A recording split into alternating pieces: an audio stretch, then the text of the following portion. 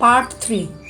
जहरो संग तहरो रंग, जहरी मोहब्बत तहरो असर।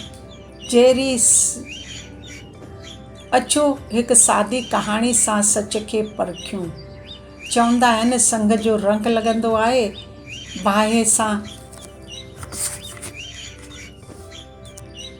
लोह ॻाढ़ो थी वेंदो आहे, ख़ुशबू सां कपिड़ो महकी वेंदो आहे, मोहब्बत सां इंसानु बदिलजी वेंदो आहे।